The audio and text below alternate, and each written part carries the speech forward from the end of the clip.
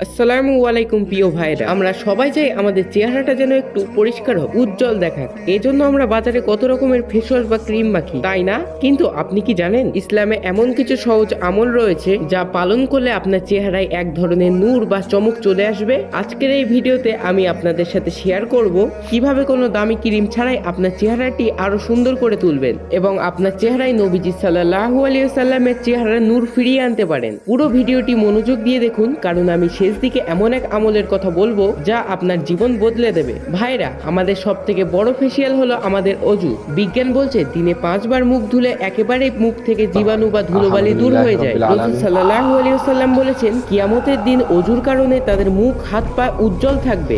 আপনি যখন অজু করবেন তখন আপনি মনে মনে ভাববেন এই অজুর কারণে আপনার গোনাগুলিও সব ঝরে ঝরে পড়ে যাচ্ছে। অজুর পর আপনি যখন মুখ ধুয়ে আয়নায় তাকাবেন তখন আপনি দেখবেন আপনার মুখ থেকে এক ধরনের নূর ঝলকাচ্ছে। এটাই হলো আসল নূর। শুধু বাইরে রাখলে হবে না, ভেতর থেকেও আপনার শরীরটা পরিষ্কার রাখতে হবে। নবীজি সাল্লাল্লাহু আলাইহি ওয়াসাল্লাম যে খাবারগুলো পছন্দ করতেন সেগুলো আপনার ত্বকের জন্য আশীর্বাদ। সকালবেলা বাসি মুখে মধু আর কালো জিরে খান, এটি রক্ত পরিষ্কার করে, আর আপনার রক্ত পরিষ্কার থাকলে আপনার মুখে এমনি অটোমেটিক উজ্জ্বল হবে। অলিভ অয়েল বা জয়তুনের তেল, নবীজি সাল্লাল্লাহু আলাইহি ওয়াসাল্লাম জয়তুনের তেল খেতে এবং মাখতে বলেছেন। রাতে ঘুমানোর আগে সামান্য একটু জয়তুনের তেল আপনার মুখে ম্যাসাজ করতে পারেন। বাজারে ক্রিমের চেয়ে এটা 1000 গুণ ভালো। চেহারার সৌন্দর্য ধরে রাখার জন্য কালো জিরা বেটার অপশন। এখনকার মানুষেরা ফর্সা হওয়ার জন্য কড়া কড়া কেমিক্যাল মাখে, এটা কিন্তু ঠিক না। এটা সাময়িক ফর্সা হলেও পরে কিন্তু ত্বক পুড়ে যায় বা বাংলা কথায় কালো দাগ পড়ে যায়। ইসলাম আমাদের শিখিয়েছে নিজের শরীরের যত্ন নিতে, কিন্তু ক্ষতি করতে নয়। আপনি যদি প্রাকৃতিক ভাবে কিছু ব্যবহার করতে চান তাহলে চন্দন বা নিম পাতা ইউজ করতে পারে। এগুলো সুন্নাহ সমেতিক প্রাকৃতিক উপায় যা ত্বকের ময়লা দূর করে ত্বককে ফ্রেশ রাখে। এবারে আসি আসল কথায়। অনেক মানুষের হয়তো গায়ের রং একটু চাপা, কিন্তু তাদের দিকে তাকালে চোখ জুড়িয়ে যায়। তাহাজ্জুদে নামাজ, জ্ঞানী গুণী ব্যক্তিরা বলেন যারা তাহাজ্জুদে নামাজ পড়ে